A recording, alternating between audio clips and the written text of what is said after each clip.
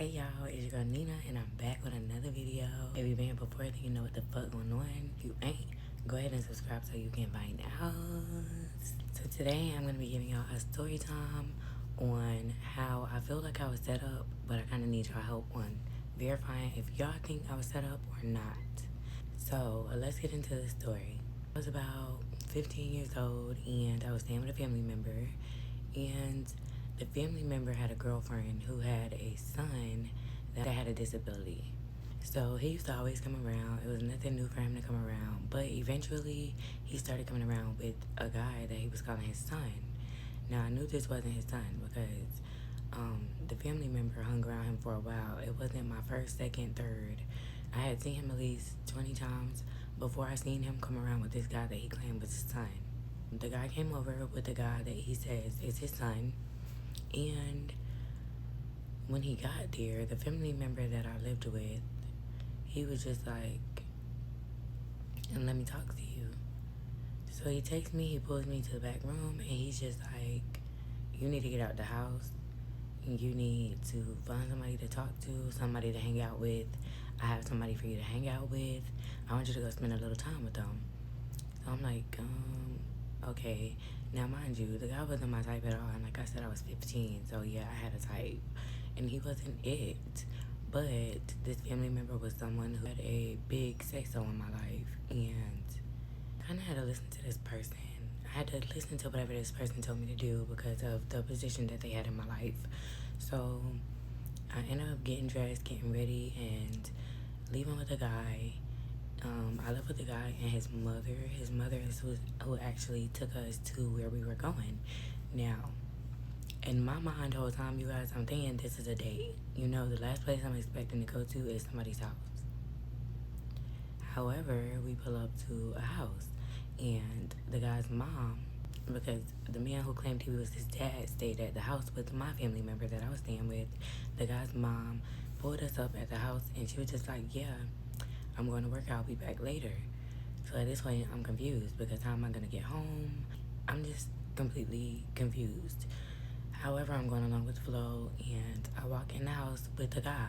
We go to his room, and I'm just standing there. He's sitting on a bed, and I am nervous.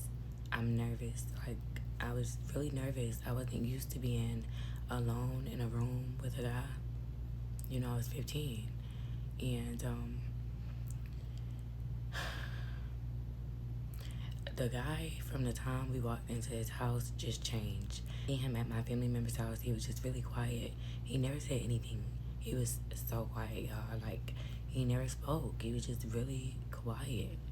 And when we got to his house, it was the complete opposite. He was very dominant. He wasn't asking me to do anything, you guys. He was more like telling me what I was gonna do.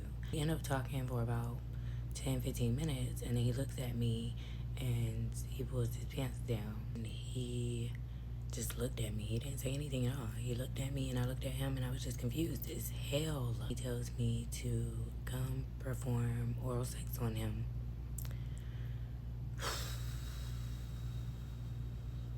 I was really shocked because I didn't take him to be this type of person, and I was just like, we not here for that. We not doing that. And he was like, oh, yes, we are. I was trapped here. I was stuck. I had no way back home. I was at this man's house. I didn't even know where I was. And he just walked straight up to me and, you know, he put it in my mouth. And I just literally, like, I just blacked out. You know, and I hear people say all the time that they just blacked out when something like this happens. And I literally just blacked out. I don't remember anything except for the taste in my mouth when he was finished. I remember the taste in my mouth when he was finished, and I had never tasted it before.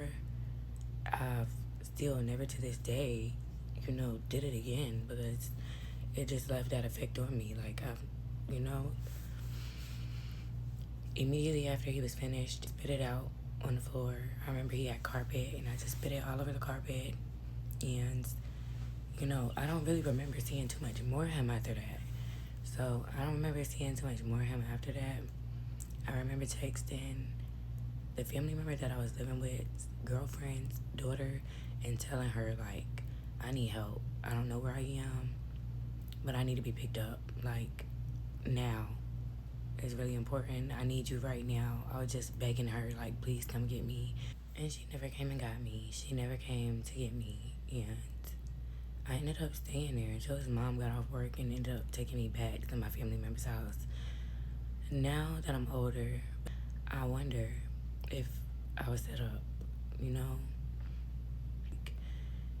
I just feel like it's no other explanation other than I was set up. And maybe I'm reaching, you guys, and maybe that's why I'm coming to y'all and asking y'all, what do y'all think? But me, now that I'm in my 20s and I sit back and think about it, it just doesn't make sense that my family member would allow me to go with a guy that I didn't know at all and just completely trusted, you know? I had no interest in this guy.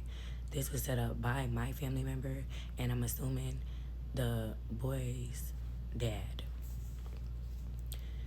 The situation, you know, it just bothers me because I still to this day when I find out how did I end up there?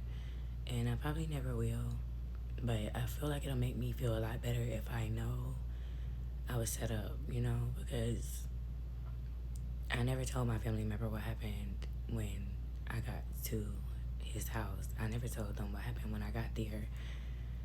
I just kept it to myself, and now it's kind of like too late to ask, so it's just like something that I want to figure out myself. Y'all tell me what y'all think. Thank you so much for watching. Subscribe, y'all. What the fuck? Bye.